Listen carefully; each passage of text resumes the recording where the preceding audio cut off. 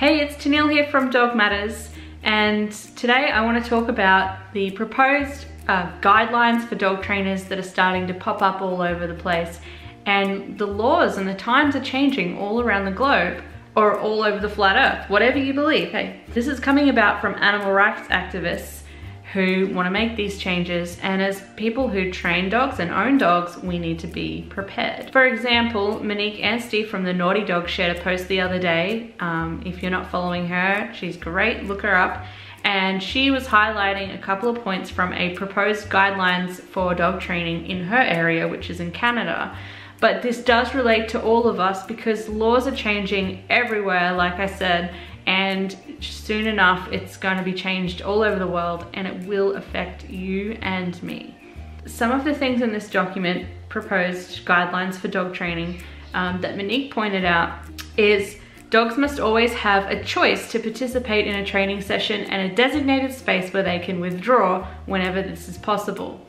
The duration of a training session must not continue beyond a dog's A, willingness to participate, or B, physical limits. Dogs must always have a choice to remove themselves from training. When training in public outdoor spaces, trainers must monitor dogs for signs of fear, stress, anxiety, avoidance, and lack of engagement, and give dogs a break if these things occur. So what this is saying is, even if your dog's just not interested in you and not engaged with you, it's time to give them a break. Now, there was a whole lot of other points that Monique brought up, and a whole lot of other points in this document when you look at the whole thing. But in essence, it's about making sure we are kind to our dogs and that they're always comfortable, never stressed, and have a choice whether they participate in the training or not. And of course, we can't use any tools that are uncomfortable to the dog in any way whatsoever, even if we are being dragged down the street and breaking our wrists. You've got to make sure the dog is comfortable and not stressed, all right? We've got to adapt to this, and this got me thinking, you know, obviously my career in dog training might not last forever the way things are going, but I am good at inventing solutions. You may have remembered my video on the fixer that I invented a couple of years ago. Can fix all sort of dog problems, and today I have a new invention to introduce to you that's going to help address some of the problems that could arise by making sure that our dogs always have the choice to participate in listening to us or not. So I'm very excited today to introduce to you something I've been working on, and it's just a prototype, but I've called it the kindness bubble. Okay, so it did take a little bit of time to put on, and I had to make sure that, you know, she was willing to cooperate and there was no stress. But it's all on now. Envy's got her kindness bubble on. And by the way, her ears aren't back because she's sad. That's just the way that they sit in this model, you know, this prototype that I've made. Now she's free to come with me outside in the big wide world. And if she doesn't want to participate, I know she'll be safe. Good girl. Going out the front. Oh, you see, it's still keen to go. Chester, you can't come. You don't have your kindness bubble on. Look at you go. You're so safe now. Don't shake it off while we're testing it. Check it out. Looking good. Get it out in the sun in all its glory. Yeah, good girl, Smush. That's a safe looking dog, but more importantly, stress-free. That's just part of it. The tail piece started to come off, so I just had to shove it back in.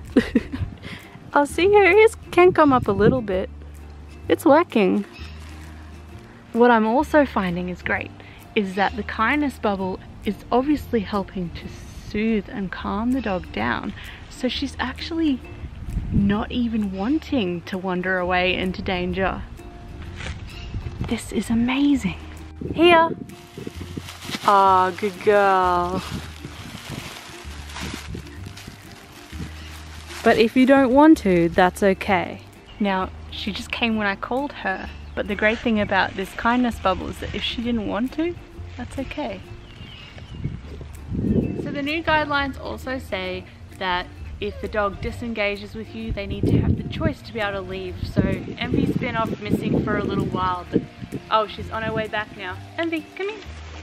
Oh, good girl. Oh, oh, cut. That doesn't usually happen. Just cut. Oh, that it's holding up well. Just need the strap adapter extra part there for the tail. Yeah. What a good girl! Can you sit?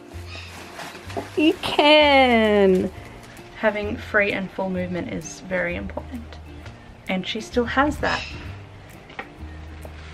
In the kindness bubble. Envy, place.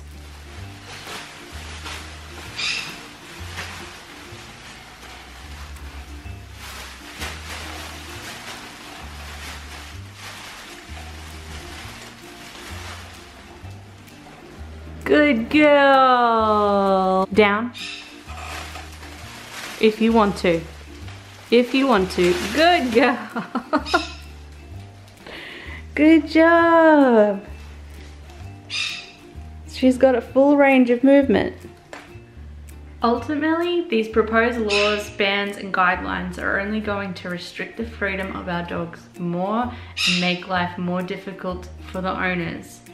Imagine if we did this with people.